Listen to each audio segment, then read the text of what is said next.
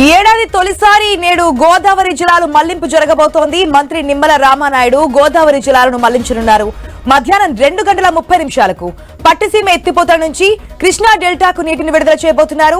Pump house దగ్గర పూజలు చేసి గోదావరి నీటిని పోలవరం కుడికాలువ ద్వారా మళ్లింపు చేయబోతున్నారు.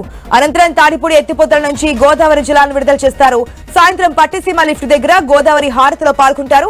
ఆ తర్వాత పురుషోత్తపట్నం పంప్ హౌస్ నుంచి నీటిని విడుదల చేయబోతున్నారు మంత్రి నిమ్మల రామానాయుడు. దీనికి సంబంధించిన మరిన్ని అప్డేట్స్ మా ప్రతినిధి భార్గవ్ నాటి తెలుసుకుందాం.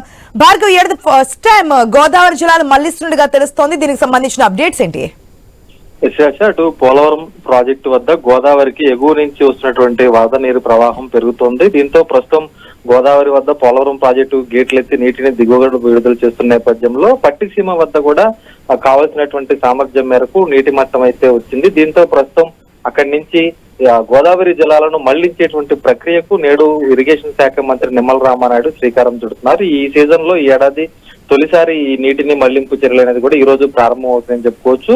మొత్తం 3 ఎత్తిపోతల నుంచి కూడా ఈ రోజు నీటిని విడుదల చేయబోతున్నారు. అటు పట్టిసీమ ఎత్తిపోతల, అలాగే తాడిపూడి లిఫ్ట్ ఇరిగేషన్ తో పాటు పురుషోత్తపట్నం వద్ద ఉన్నటువంటి లిఫ్ట్ ఇరిగేషన్ మొత్తం 3 పంప్ హౌస్ల నుంచి కూడా ఈ రోజు మంత్రి రామానాయుడు నీటిని విడుదల చేయబోతున్నారు.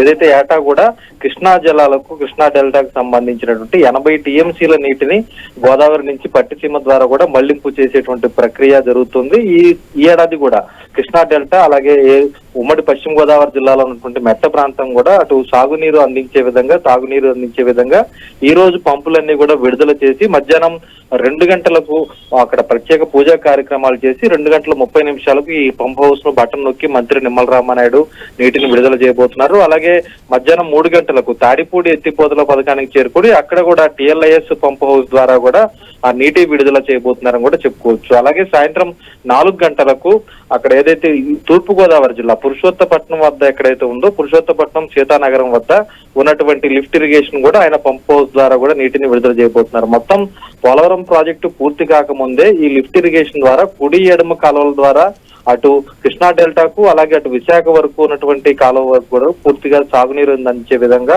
ఈ ప్రక్రియ అయితే కొనసాగుతోంది. దీంతో రైతులు కూడా హర్షం వ్యక్తం చేస్తున్నారు. అయితే దాదాపు కూడా జూన్ లోనే ప్రతిసారి ఈ నీటి మళ్లింపు చేస్తూ ఉన్న నేపథ్యంలో ఈసారి కాస్త వర్షాలు లేట్ గా వచ్చాయని కూడా చెప్పుకోవచ్చు. ఎగువ ఉన్నట్టు వర్షాలు, ఎగువ నుంచి వరద నీరు అనేది కూడా ఇప్పుడు వస్తూ ఉన్న నేపథ్యంలోనే ఈ రోజు ఈ నీటిని విడుదల చేయబోతున్నారు. ఇదే రోజు సాయంత్రం పట్టిసీమ వద్ద ఉన్నటువంటి ఎత్తిపోతల వద్ద గోదావరికి జలహారతి కూడా ఇచ్చి పూజా కార్యక్రమాల్లో మంత్రి నిమ్మల రామానాయుడు కూడా పాల్గొనబోతున్నారని చెప్పుకోవచ్చు. ఆశ.